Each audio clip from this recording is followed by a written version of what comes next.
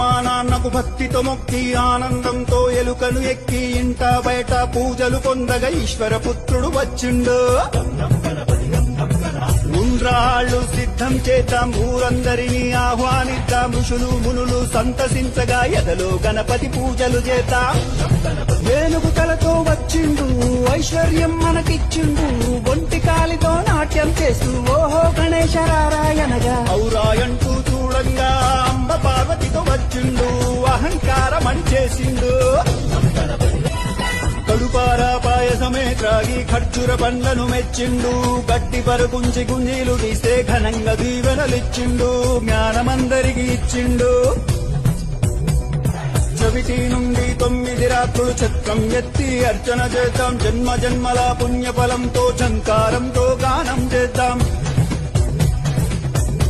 చక్కరిగాళ్లను మట్టు పెట్టి ఠంఠమ్మని గంటలు మోగిద్దాం, తప్పుల తప్పుడు ఆగకుండా ఠంఠమ్మని బాజా ప్రోగిద్దాం, రణమున గెలుపును సాధిద్దాం.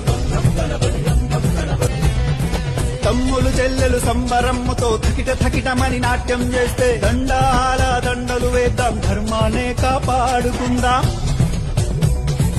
నచ్చి మెచ్చిన గణపయ్యా పరుగు పరుగున వచ్చనయా, ఫలములు మెండుగా ఇచ్చునయా, పండెక్కించి ఊరేగిస్తే భవబంధాలు తొలగినయా. మనసారా గణపతిని వేళంగా యమ బాధలు బాపెను చూడంగా, రమ్మంటూ గొంతెత్తి పాడరా లంబోదరలకు వికరా. వరుసగా భజనలు చేసి శరణంటూ గణపతి చేరి, సకల లోకాలాధిపతిని షణ్ముఖనాథుని సోదరుని హరుడి పుత్రుడు గణపతి గొప్పను క్షమించమంటూ మొక్కుదాం, రై రై మలిసాగనంపుదా.